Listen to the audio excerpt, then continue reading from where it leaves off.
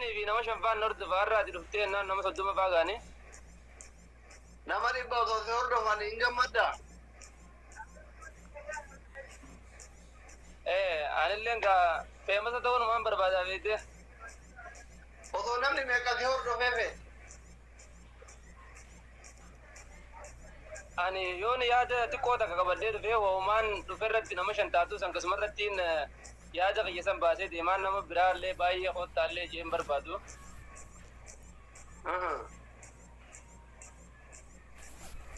Hanguma dhufe san irratti yaada qiyyeessa barbaadee deema. Abbaa faatee jedhamu kan ergaa jiru kana eenyu? Dhiise abbaa faatee haadha faatee dura dhabee dhiise dhuga. Jireenya isaa afa xaffatu. Ati ilmoo hin qabdu? Hin qabu doktor. Amma yoo namni meeqa si hordofeeti tolamee amma sa'aatii amma jiru kana keessatti nama meeqa barbaada? Sa'aatii amma jiru kana irratti yoo namni 200 hordofees yoo namni 150 hordofees. Gammachuun kee nama 200 arguudha? Amma nama 57 hordofaa jira. Gaafa nan galgalchee waan rabsu nama 200 faadhaan ni dhufanii. Habiibi, gammachuun kee nama 200 bakka. Nama 200 arguudha. Ayyee, viidiyoo waraabadhu. Abshir.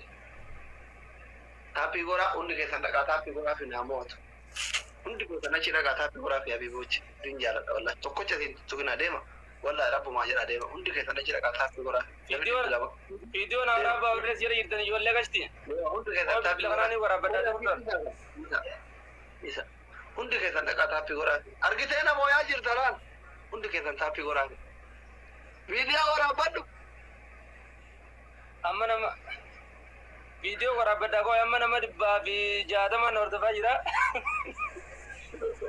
Hundi keessan taappii goraa fi deema. Namoo yaa jirta argitee? Foololleen baay'ee dabalaa jira doktor. Taappii goraa hundi keessan. Boora jaallataa hundi keessan achi dhaqaa taappii goraa fi. Galatooma uummata gashtii dhugaa rabbi. Taappii goraa hundi keessan fooloo goraa fi 3,000 galchaa. Warri viidiyoo waraabuu sitti jabaadha. Saadamsii waraabaa jira wanta taasisu jaada qilaa.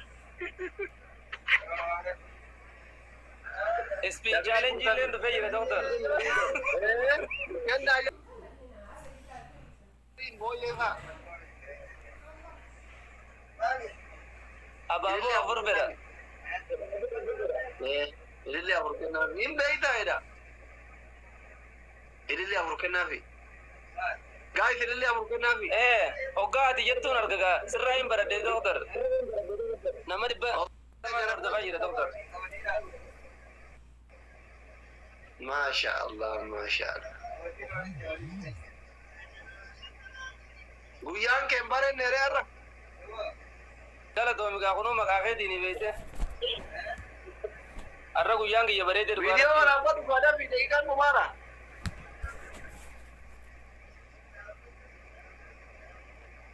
Waraabachaan jira. Seenaadhaaf kaaya. Guutanii jiranii kam tokko. Yoo namni fuudhaa be'anii goota aslii moo'adha jedhee ishii takkittiin akkasitti hin dubban. Abshir, abshir, abshir. Tabboona fakkaata beeytaati. Ijoolleen taabillee itti cimsaa jirtii galatooma hundi keessanuu maqaa doktoraatiin kadhuftanii maqaa doktoraatiin akka mana kiyya kana boonsitan ulfaadhaa isinin jaa.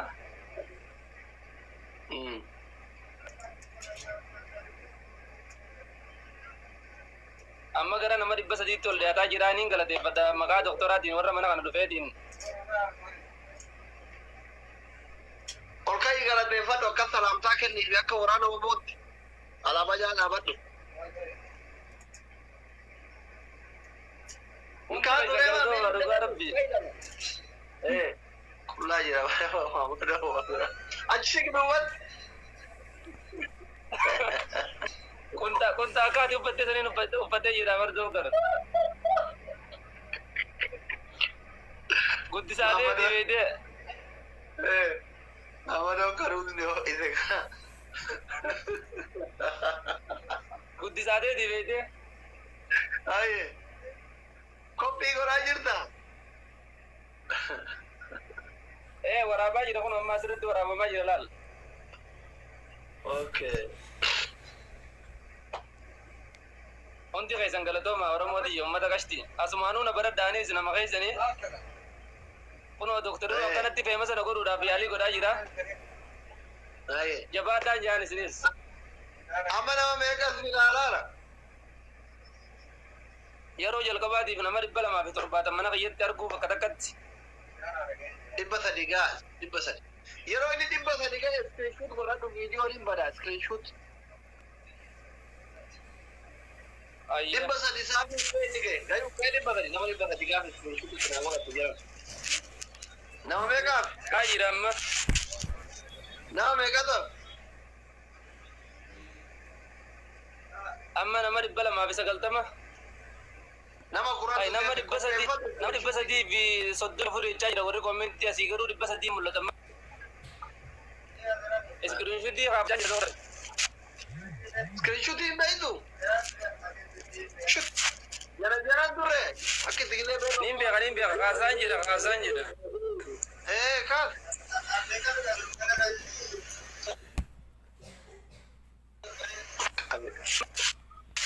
Amma nama 340 gaanii jiran. Masha Allah.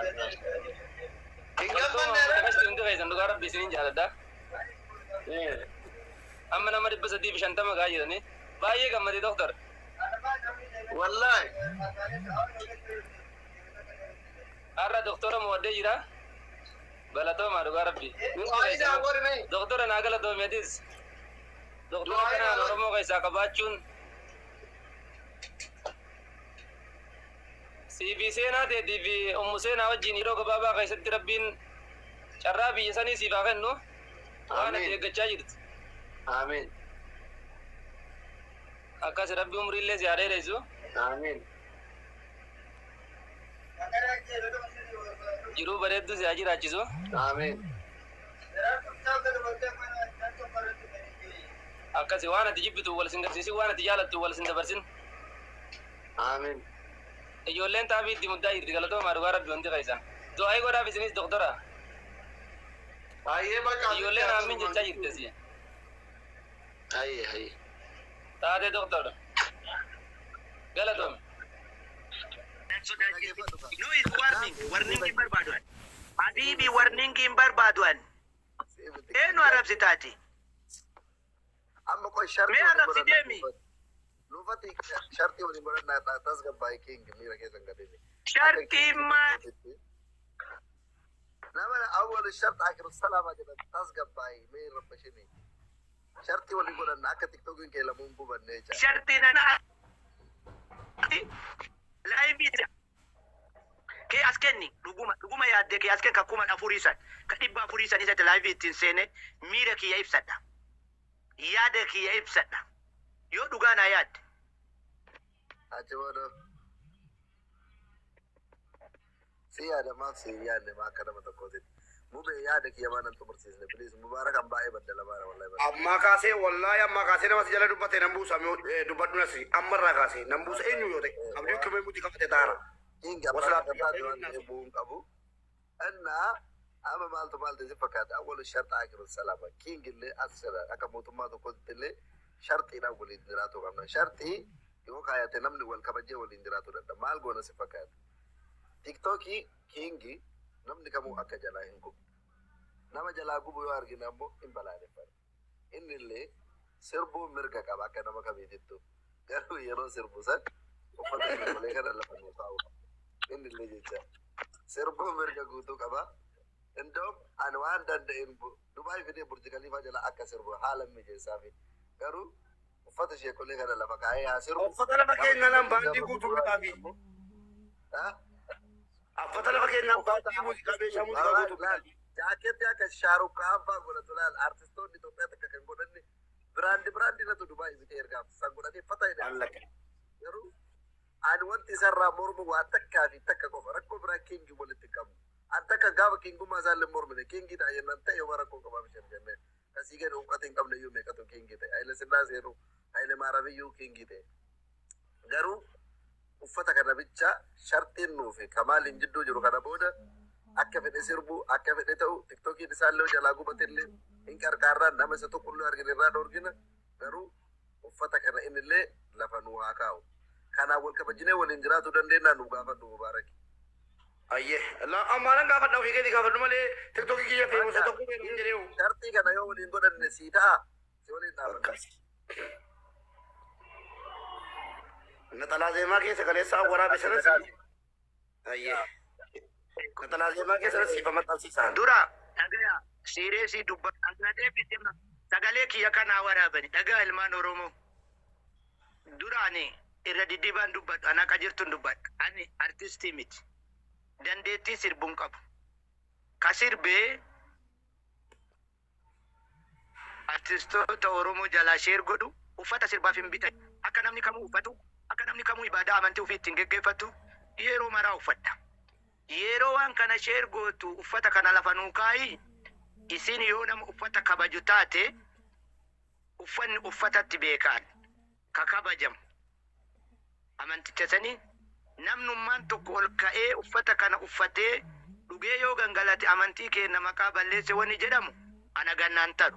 Isuma bade malee namichuma santu dhoqqee keessa gangalate malee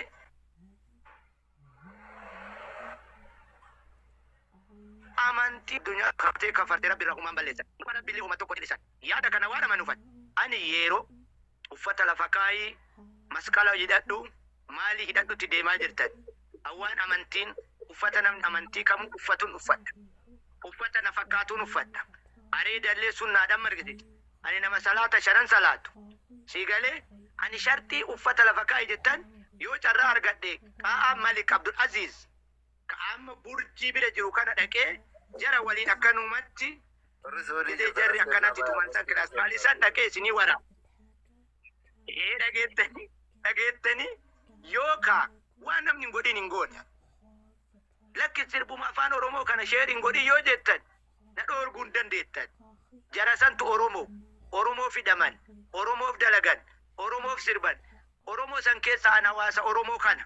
Kadas na jedhe anuu kafaateef sirbu. Kafaateef faarsu sheer hin godhu. Kakabsoo. Dhagayi. Ka sheer ka Oromoo. Laa yoo danda'ini baase ajaja namaan eeggadhuan. Na tole jennaan. Na mijjate jennaan ani namni na dhoogu hin jiru. Dandeettii ittiin qabu malee yoo dandeettii kan. Dandeettii kan qabu namni itti kiyya irratti sheer naa godhe. Kiyya irratti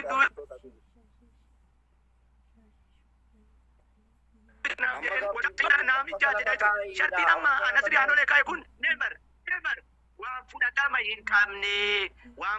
hin qabne atuyyuu ati uummata Oromoo kan artistoota Oromoo kan eega akkas ta'e naasiruu dhiismeeroo tokko eega akkas ta'e eega jechi naasiruu fudhatama hin qabne yeroo tokko naasiroo eega jechi isaa kuni fudhatama hin qabne eega seerri inni lafa sii kaa'e kun fudhatama hin qabne tiktokiin kee gubachuun ati raggaxamuun itti fufa. Kana qofaa miti jechuudha. Kana qofaa miti. Barbaachisaa taananiin akka seeratittis akka heeratittis biyya isaa keessatti adabamtee luyitti kee harkaa walitti dhabee duutetti jechuudha. Kooluu Roophiilaa irratti fe'amtee Itoophiyaa galuuf jirti. Yoo seera kennan kabajatillee. Wasalaat ta'ee nu caalte. Achi galee yoo Dubaay dhufee dhufa xammatee hubanna gara laafu achee. Asitti faatee jala gadhiif na faatee wajjin viidiyoo poostii haa godhu.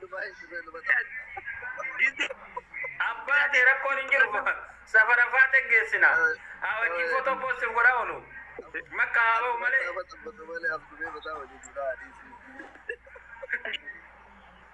Kanaaf seera keenya fudhatte taananiin kabaja qabda. Seera keenya didde taananiin tiktokiin keenya gubachuun hin hafu.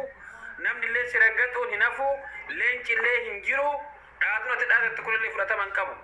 Oromoon siimi kasii oliitu mataa qabachiisee jiraachise. Kana beeki jiraadhu dhaggeeffadhe. Abdii komeellee dhukkaamsine garuu dhiifama nu. Kollo gurguddaa waliin na yaamannan anumni kilmaan Oromoo godha ani mootu waliin galee namni tokkii keessa anuma naamineeshin ka jettan kana Mubaarak galatoom ol nagalchuu kan keetiifi ani Sheek Kamaal Baqaraa kana irraa wanni jechuu barbaadu beektaa nama Sheek Kamaaliin sappoorti godhu deeggaruu bakka inni hin gatantare jedhetti akka hin gatantarre dongoraa jala kaayee ol qabu keessaa tokko ana ture beektaa. Sheek Kamaal achumaan miyuutii qaban naafuu haasofte taanaan haasofni na harkaa bada.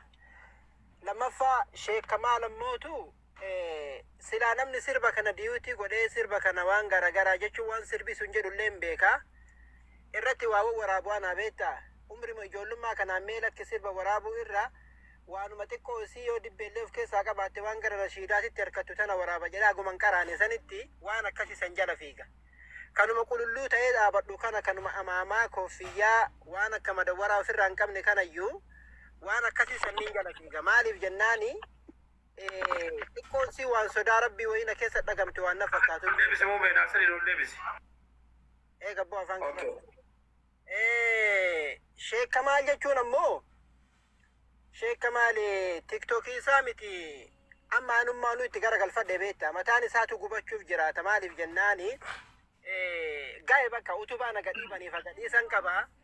Anillee amma asirraa warningii itti kennuun kiyya dirqama. Maaliif beektaa Sheek Kamaal gargaarsa hawaasummaa keessatti illee nama cinaa dhaabbachuu keessatti illee hujjaajota hatta Nasriyaanol illee gaafaas umraadhaaf achi deeme dirasi Nasriyaanol illee cinaa dhaabbateetiin jira. Galatoomi jennee gaafa sanillee akka nam tokkootti galateeffanne.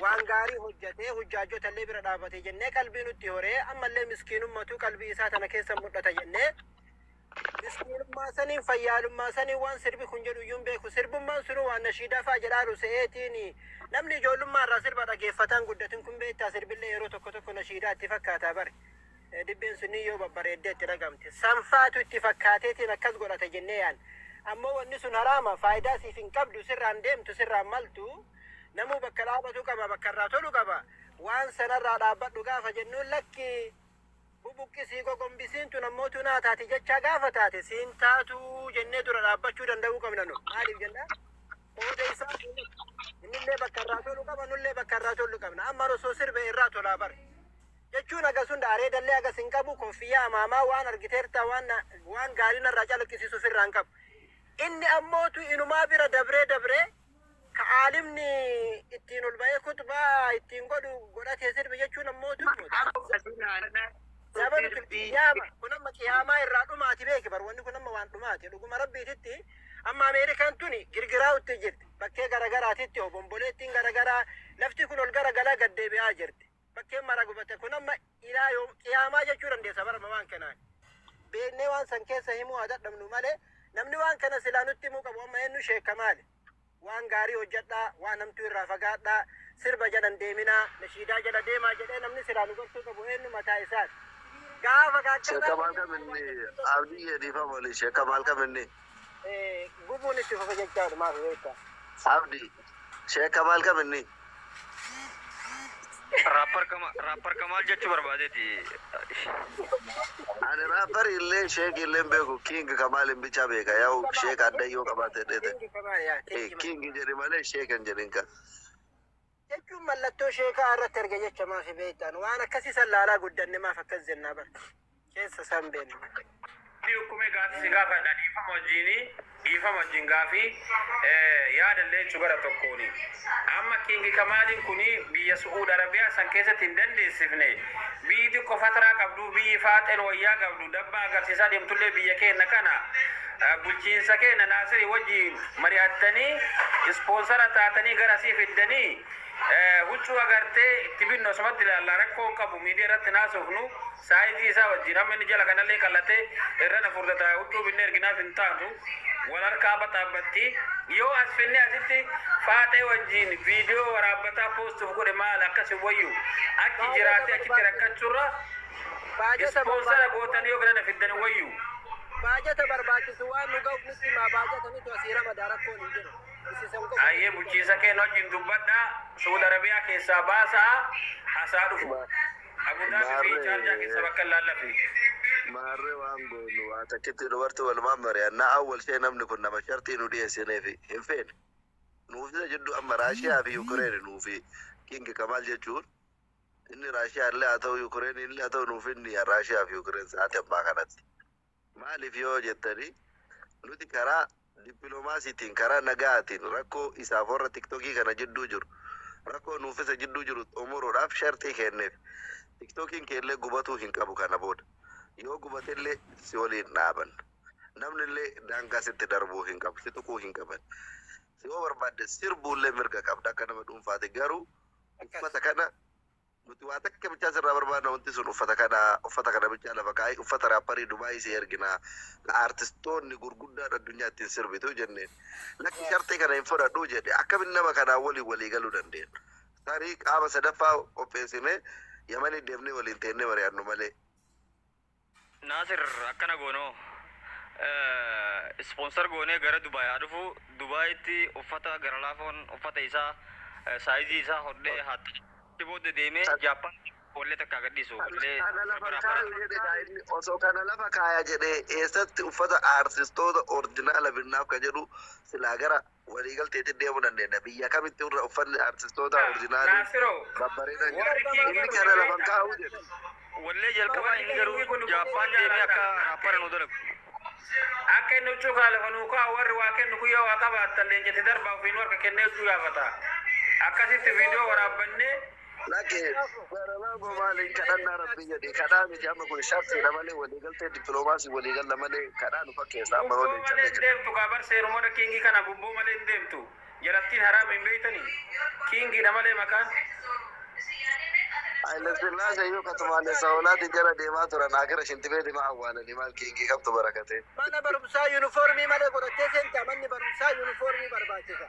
Akkasumas weellisaan fakkeenya uffata Maayikel Jaaksan dur ittiin sirbaa ture uffatee ittiin sirba malee amaamaaf koofiyyaan uffata sirbaatii miti. Beekamaa. Amaamaaf koofiyyaan abba marraa bareedu qaba aslan xabee amantuu qaba akkanuma itti rarraa malee irraayyuun bareedu.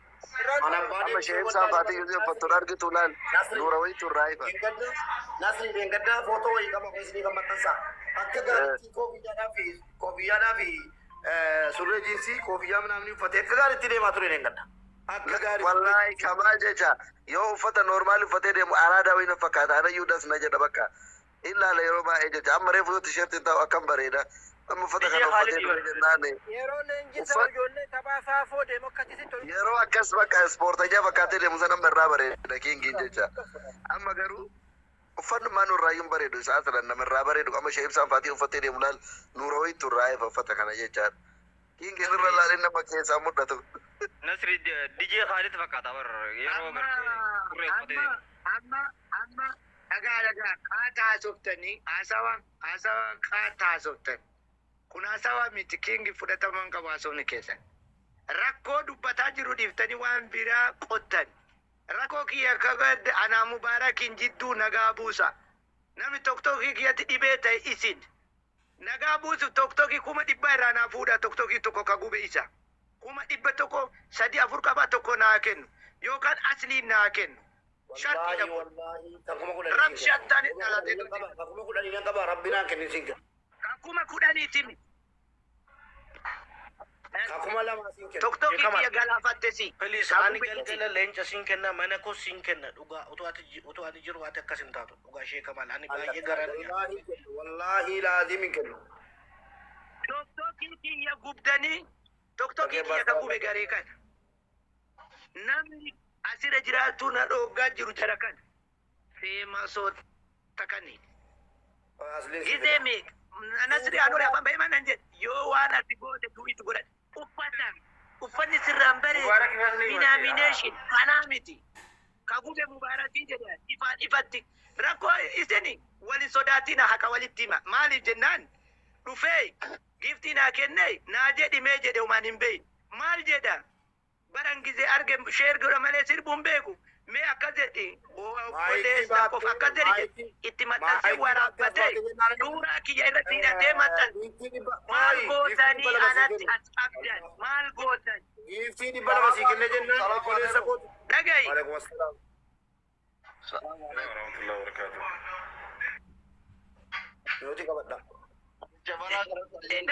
nama tokko kiyya gubsiisa Sagaleen kiyya jira. Doktor. Ayyee. Utubaan gadhiiban qabaa gadhiisan qabaa jedhani waa'ee namicha dayyuusa kana dubbatuun barbaadu tokko faratti inni maqaa kiyya dhoonan ol seene. Ani waan jedhu nama baay'ee as jira. Badhee teettanii maqaa naman balleessina. Tokkoffaa ani tiktookii keetii miti. Yoo tiktookii ma ilma Oromoo akkaawuntii ilma Oromoo kamuu riippoortii godhe rabbi harka kiyya qomaasaa haa godhu akka kanatti qabadhu. Lammaffaa yoo rakkoon kee rakkoo tiktookii ta'e adii seentee waadaa seente tiktookii kiyya lammaffaa akkanumatti kenna. Akka ammachi akka ijoollee xixiqqoolee garaa kee guddaa kana as baaftee ittiin dannaftee nu saalfachiifne akka harama rabbii jalatti bakka kallee sitti hin buune akka uummanni illee nagayaan jiraatu akka baraa keetiin ijoolleen Oromoo mara ayetti hin dararamne amma waadaa seenaan tiktookii kiyya sii kenna wallaahi sii kenna tiktookii lammaffaa waadaa seeni kakan usha. Dhala maaluma baratanii doktorri keenya nuu dhufe nuuf jecha waggaa 27 baratanii waadaa seene. Xixiqqee tokko malee. Ani dursa Nasrii fi Aslii kanatu maqaa natti fakkaata malee walitti na harkaa kalaaye malee ani maqaa Aslii dha'ullee hin barbaanne hin gayaa dhageettii fi dandeettii qaba. Gabbayee na bira achi taree waan fedhe jechuu danda'a. Dogongoraan maqaa isa dha'e malee maqaa isa dha'uu hin barbaadne. Kan dubbataa jirullee Nasrii fi Aslii kana walitti na harkaa dhufe Nasrii immoo Aslii barbaadaa naan jedhe ka dubbii dhiibullee dhageettanii Haadhaa fi qubee A irraa kan qabu qubee naa irraa kan qabu osoo addan beekne nufusa ta'uu deemtaa. Mirqaanatti harkaawwan dhiisinaa sirri mirqaana. Yeroo baay'ee isin kaayoon keessatti na xiqqeessuu na arrabsu andayyuusaa miti. Ma'anaa dayyuusaa yoon beekin dayyuusa naan jedhe malee andayyuusaa miti. Dayyuusni nama akka kiyyaa kanaa miti. Ka waggaa guutuu odoo na arrabsin turte atuu gabbaatee akkasitti nannaa jira ka haate akkas ka dhiirtu haattee sale naan jette san. Digalee dayyuusni waggaa guutuu asirran turu. Dayyuusa jechuun nama jaartii isaa biratti koran kana bara. Dadhabaa akkanaati. Ani falmataadhaani. Mirga kiyya doolcheetan sararataa namni itti bu'u. Humnaan ukkaamsuu dandeettan. Baay'ina keessanii baay'ina dhageettii qabdanii ukkaamsuu dandeettan. Hoyyaa tokko nama amata tokko sirraa falmaatu. Ani ittiin taasisu ammataa isa leelloo. Yaani adammallee yoo ta'e yaada furmaataa barbaada. Yaada furmaataa barbaadan sheekamaan. Ani yaada furmaataa barbaada. Isa anama bar xaata namni ishee irratti godhaa jira ture dhageeffadhee Aslii Mubaarakiin fa'aatu dura feemasota jechaa turteen erganne Aslii fa'aa riippoortii irratti godhee waan itti jettee fi ani dollomamuun barbaadu akka atilee karaa kiyyaan dollomamaan taane diliin tabiraatu si geessisee. Inaani kiyya nyaattu kiyyan dhuyduu dimbara walitti hin qabnu. Sigalee fillee mammaa keessii himeen utubaan gadhiiban qabaa gadhiisan qabaa jedhe mammaa kee dubbadhe dura. Ani waa'ee kee dhiiseera keessaa baheera. Feetu dannasuu miti qullaa yoo dhaabatte hayaa gamanyin. Garuu tiktookii keetiin yoo kama ilma Oromoo kamuu riippoortii godhe rabbi harka kiyya qomaataa haa godhuu jechuun si sodaachuu miti. Biyya makeetuu quban qabu jechuudha. Hin agarreeyyu. Sigalee ambar yoo ati akka tokko godhattee boottu malee osoo xiqqasho uffata kan akka ijoolleen jettu ofirraa baafte natti tolaa yookiin ati sirbitu akka gandaatitti illee artistii qabnu duuba jirtu. Asii baa keessa artistii gaarii hin qabnu bara. Osoo nu sirbite natti tola amma ijoolleen jiru.